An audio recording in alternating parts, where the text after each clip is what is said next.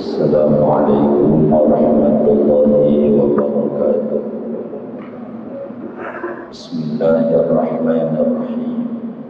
الحمد لله رب العالمين، والصلاة والسلام على سيد الأولين والآخرين سيدنا ومولانا محمد وعلى آله وصحبه أجمعين. اللهم إنا نستهديك لأرشد أمرنا وزدنا علما ينفعنا. قال الإمام المؤلف رحمه الله: ونفعنا به وببركة علومه وغفر له ولمشايخه ولمشايخنا آمين. وعن أنس بن مالك رضي الله عنه قال، diriwayatkan dari Anas bin Malik radhiyallahu anhu, ia berkata, jaa Arabiyyun fabala fi taifatil masjid. Pernah datang seorang Arab pegunungan, lalu ia kencing di pojokan Masjid Nabawi. Fazajarahun nasu, lalu melarang akan dia oleh manusia. Fanahahumun Nabiyyu sallallahu alaihi wasallam, maka mencegah, melarang akan manusia itu, yakni para sahabat, oleh Nabi sallallahu alaihi wasallam. Falamma qada bawlahu amara an-nabiyyu sallallahu alaihi wasallam bi dhanubin min ma'in fa ughriqa alaihi. Tatkala ia selesai akan kencingnya, maka memerintahkan oleh Nabi sallallahu alaihi wasallam dengan satu ember besar daripada air, maka disiramkan seember itu alaihi, atas kencingnya Arabi. Muttafaqun alaihi. Hadis ini diriwayatkan oleh Imam Bukhari dan Imam Muslim. Shadaqa Rasulullah sallallahu alaihi wasallam. Saudara-saudara sekalian yang mulia, pertemuan ini, kajian kita Bulughul Maram, memasuki hadis, masih berbicara tentang bersuci. Hadisnya dari Sayyidina Anas bin Malik.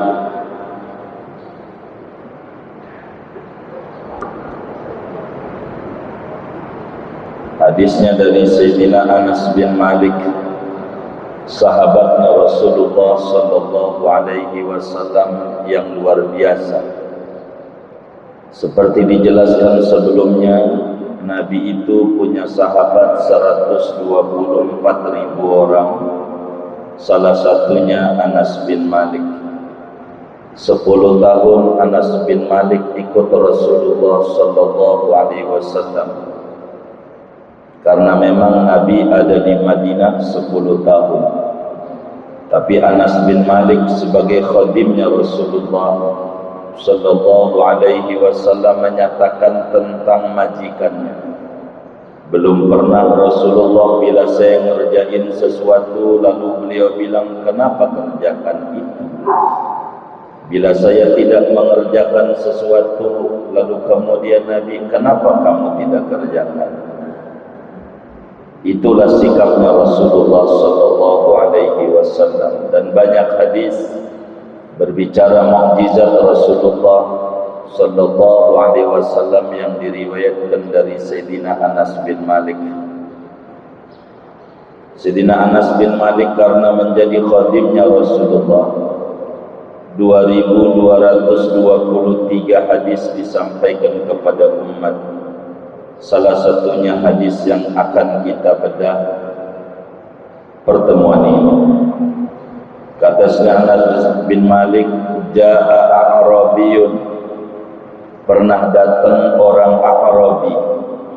Arabi itu artinya alladhi yaskunul badiyata walau kana min ghairil Arab, Yang namanya A'rabi itu orang yang tinggal di pegunungan, meskipun aslinya bukan orang Arab.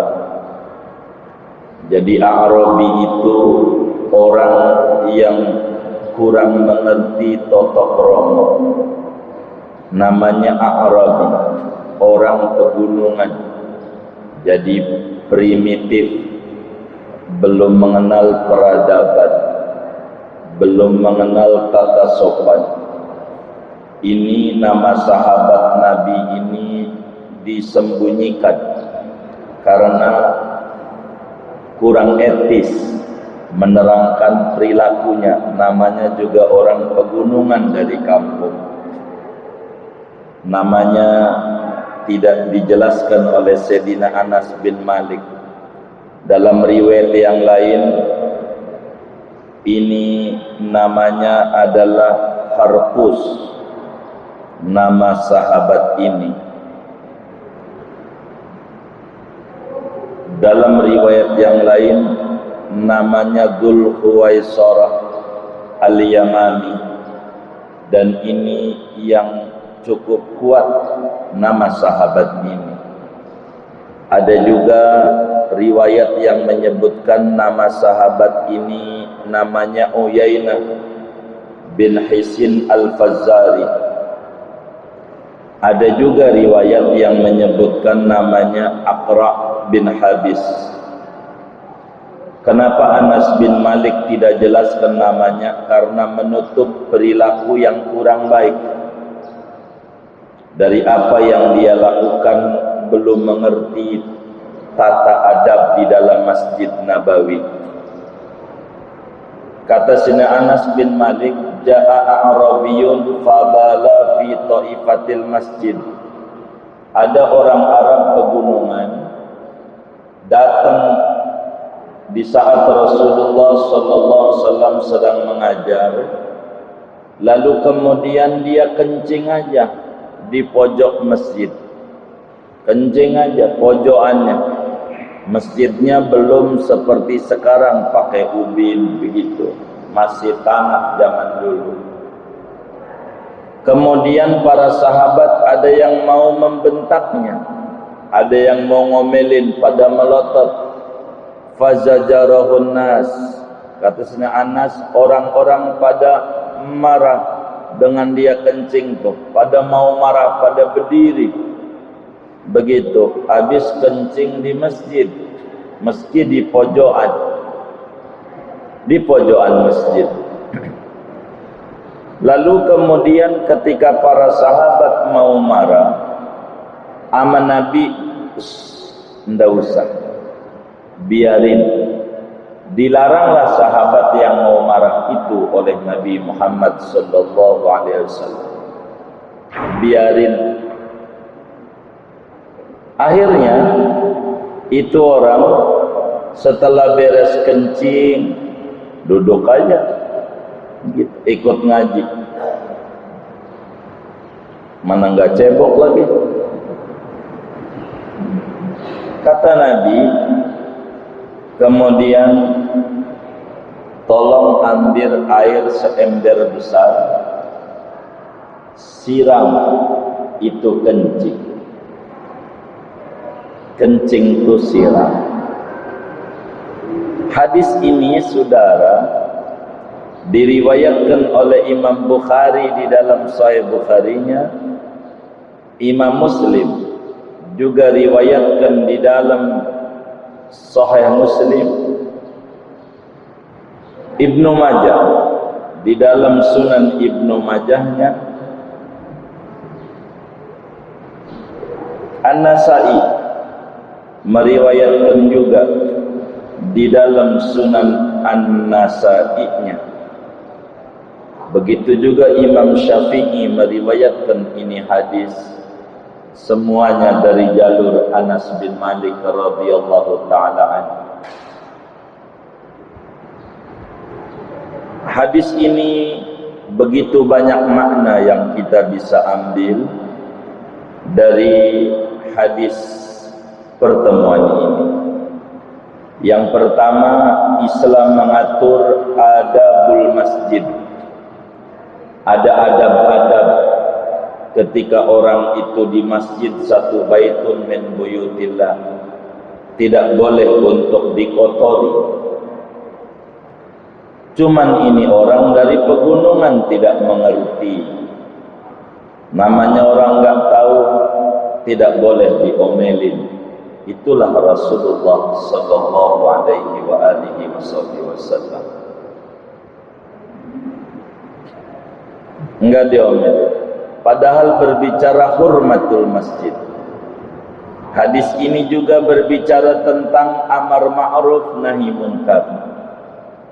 Bagaimana seorang muslim kalau ada terjadi kemungkaran karena masjid tempat suci, lalu ada orang yang berbuat mungkar kencing di situ, bagaimana harus untuk kemudian melarang, untuk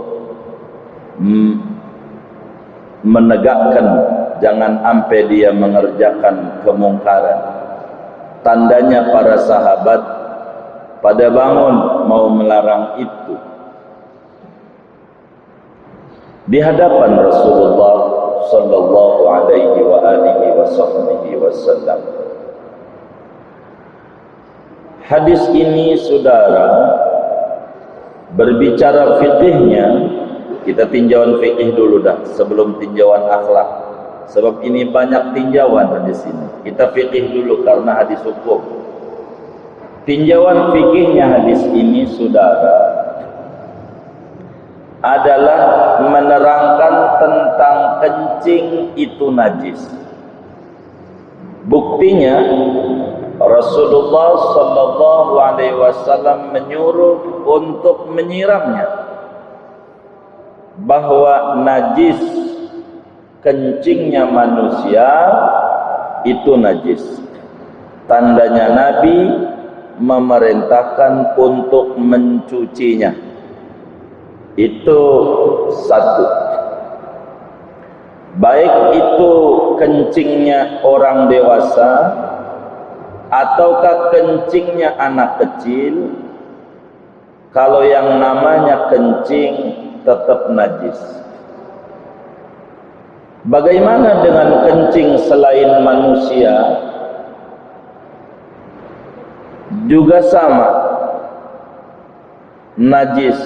Kencing babi, kencing anjing, kencing kambing, kencing sapi, yang namanya baul, kencing hukumnya adalah najis. Hanya cara membersihkannya yang berbeda. Dari kencing ini diatur ada namanya najis mughalladhah, najis berat, itulah kencing anjing, babi. Sudah kelewat itu kemarin. Kemudian ada najis namanya mukhaffafah, kencing, yaitu kencingnya bayi laki-laki di bawah umur 2 tahun, belum makan apa-apa selain ASI. Ini kencingnya najis mukhaffafah, cukup dicipratkan saja tanpa perlu disiram seperti apa yang dalam hadis ini. Nanti paparannya di depan. Kata Nabi dalam hadis riwayat Imam Ali, yurassu an baulil ghulam wa yughsalu an baulil jariyah. Diciprati saja kencing bayi laki-laki yang belum makan apa-apa dan umurnya di bawah 2 tahun, dan dicuci biasa kalau kencingnya bayi perempuan. Yang ketiga namanya najis mutawassithah, pertengahan. Inilah setinggalnya kencing tadi. kencing babi, anjing dan kencing bayi laki-laki di bawah 2 tahun umurnya. Ini namanya najis mutawassithah. Berbicara najis, yang kedua, saudara, dalam hadis ini diajarkan cara mencuci benda yang gak bisa untuk dicuci, diangkat, kayak tanah. Tanah gak mungkinlah kita bawa-bawa itu tanah. Bagaimana cara mencuci tanah yang dikencingin? Apakah cukup dengan kering saja, habis itu suci, ataukah walaupun kering masih najis kudu disiram? Inilah hadis menerangkan bahwa tanah beda sama pakaian. Kalau pakaian kudu dicuci, diangkat. Kalau tanah tidak mungkin bumi. Maka Nabi menerangkan kalau cara nyuci tanah, siram saja dengan air yang banyak sehingga menutupi daripada tanah itu, maka tanah itu dihukumi suci kembali. Andai kita sholat diri di situ, sah adanya. Dan ini yang disebut Kitabut Thaharah. Dari judul bab, Imam Ibnu Hajar Al-Asqalani rahimahullah menjelaskan bahwa bumi bila terkena najis yang cair bisa suci dengan cara dituangkan air pada bumi tersebut sampai banyak air itu menggenang, tidak perlu untuk digali itu tanah, dicangkulin, dibuang tanah itu. Enggak kayak begitu cara mensucikannya. Cukup disiram saja dengan air yang banyak. Kalau disebut ganub, mananya bukan gayung atau gelas kecil, tapi timba besar. Itu menunjukkan airnya kudu mukatharah, mughalabah. Airnya kudu banyak, memenuhi daripada bekas kencing tersebut.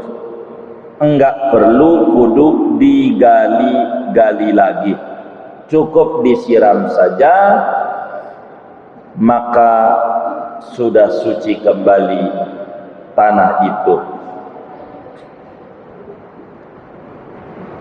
Kemudian hadis ini saudara menerangkan bahwa asal bersuci kudu menggunakan air.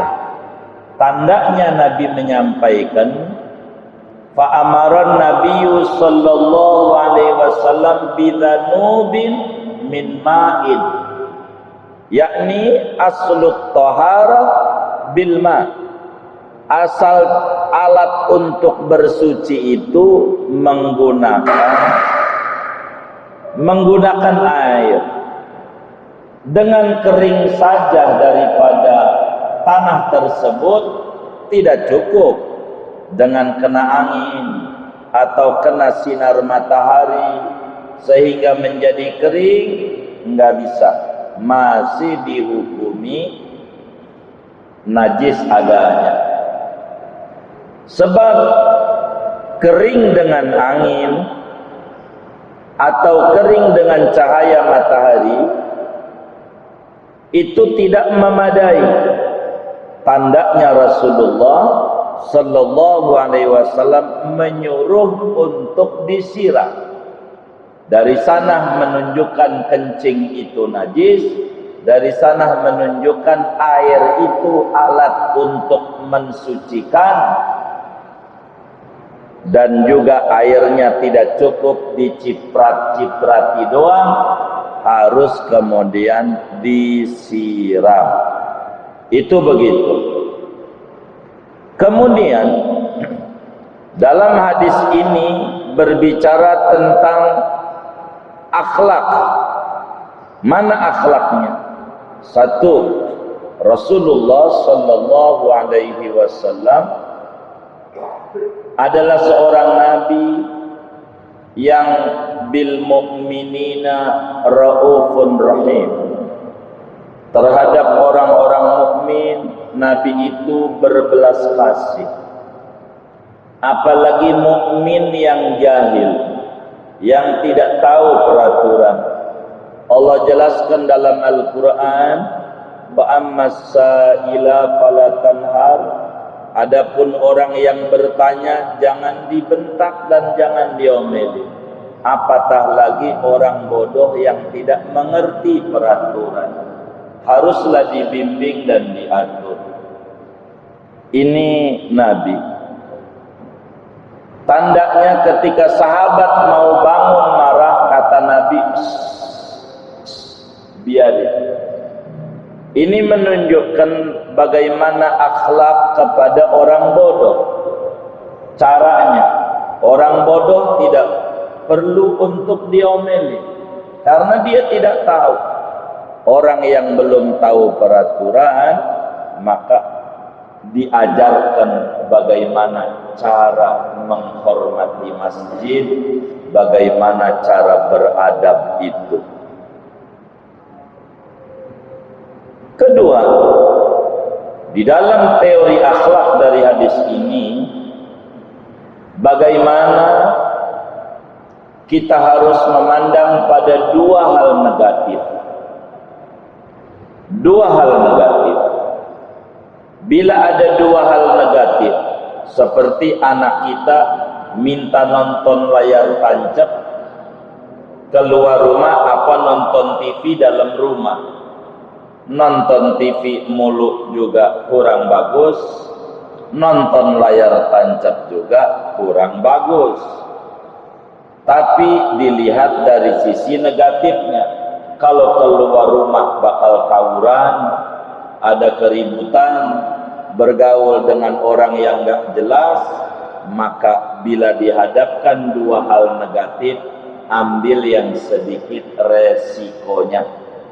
Di dalam kaidah fikih, idza ta'aradal mafsadatani ru'iya a'dhamuhuma birtikabi akhafihima mafsadatan. Bila ada dua hal negatif bertentangan, maka yang harus diambil yang paling besar resikonya dengan cara mengambil yang paling kecil bahayanya. Kita harus mengambil yang sedikit bahayanya. Itulah kenapa ketika ada orang kakinya kena gula, kalau dibiarkan bakal menjalar kemana-mana.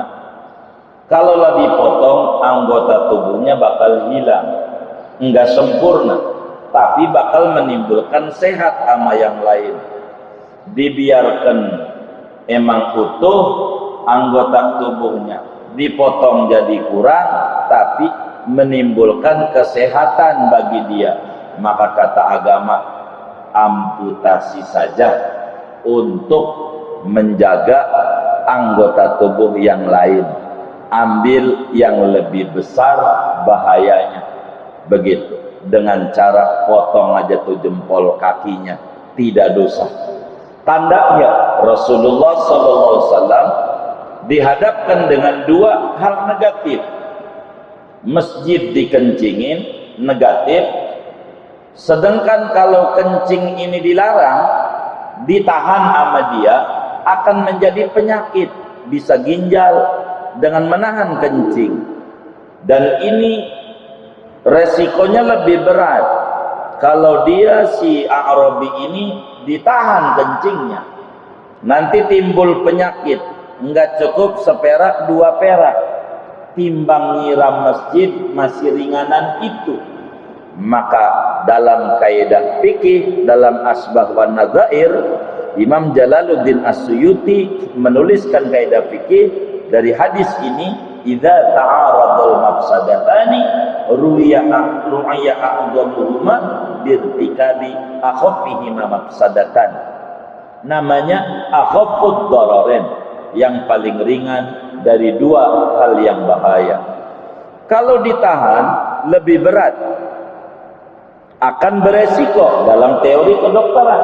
Nahan kencing ini akan menimbulkan banyak penyakit, dan penyakit yang ditimbulkan dengan nahan kencing lebih berat ketimbang nyiram pojokan masjid dengan air.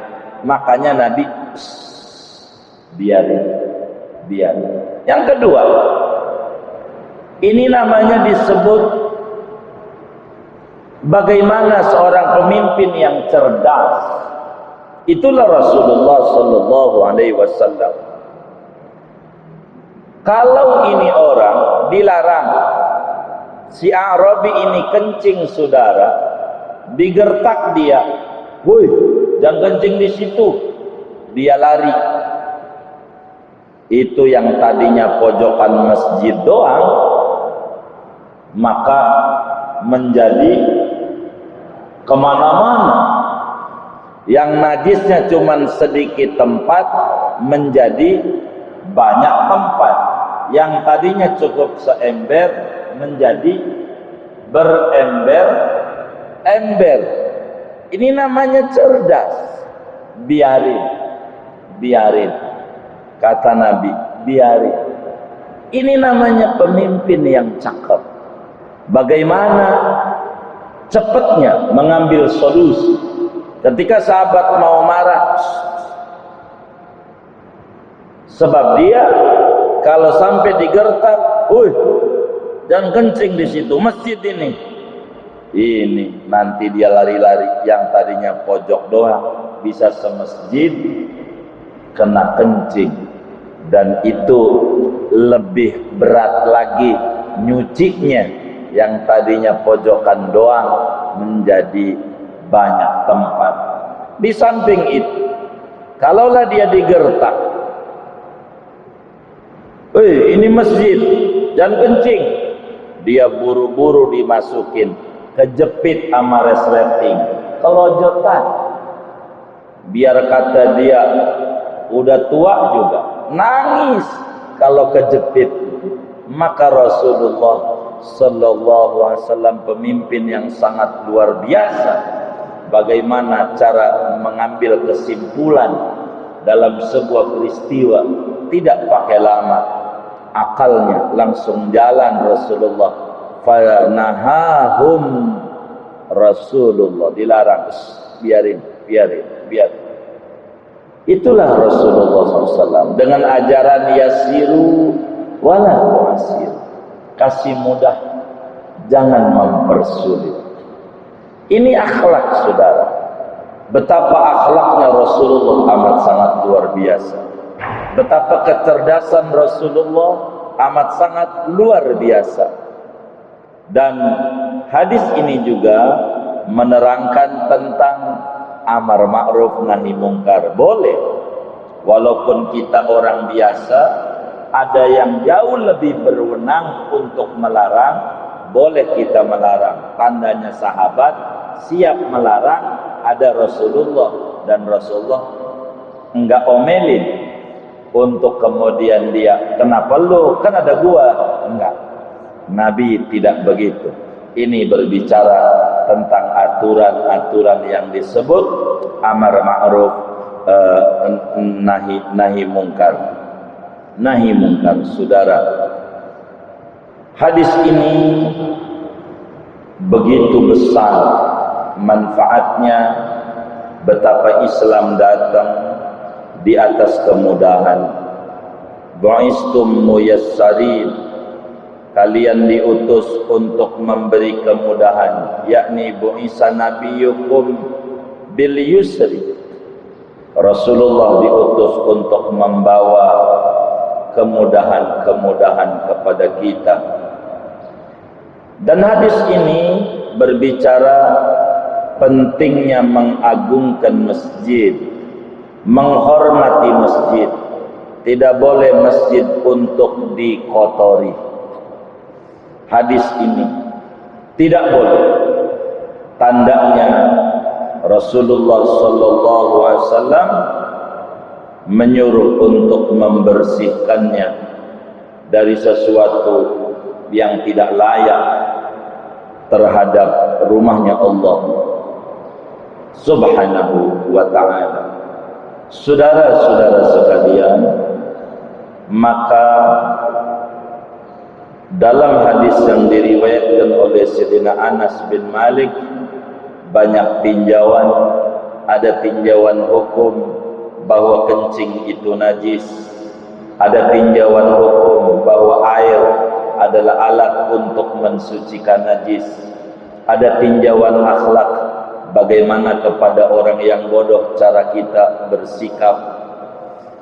Inilah akhlak-akhlak yang bisa kita petik dari apa yang diajarkan oleh Nabi besar Muhammad sallallahu alaihi wa alihi wa sahbihi wasallam.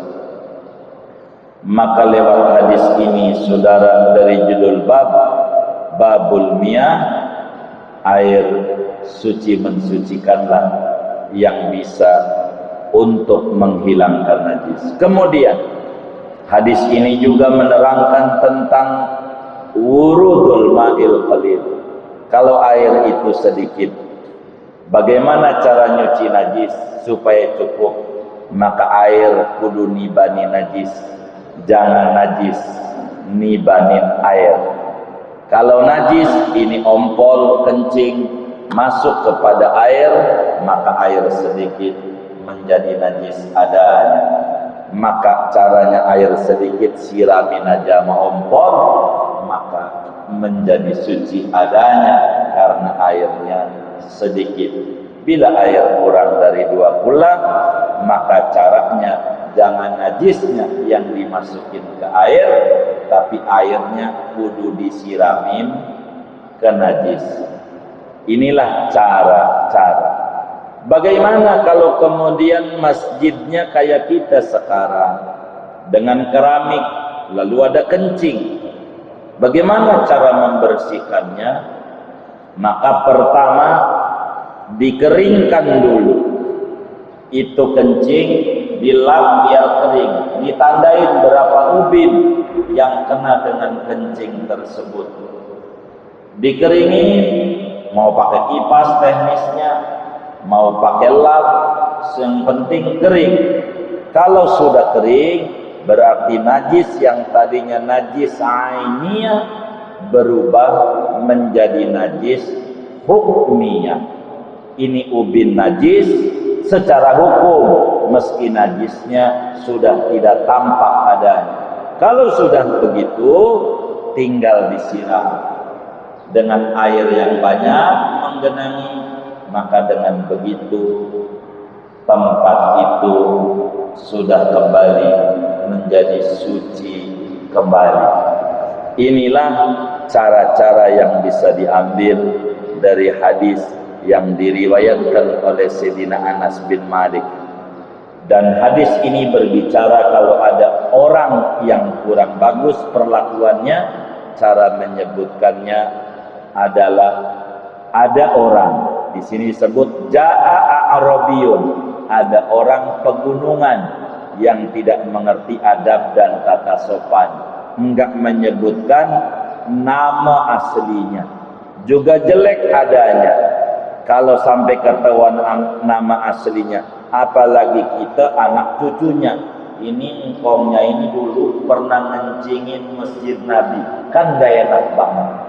Maka Sayyidina Anas bin Malik menyebutnya Ja'a A'rabiyun, telah datang orang dari pegunungan, pedusunan yang tidak mengerti tata sopan dan adab-adab kemuliaan masjid.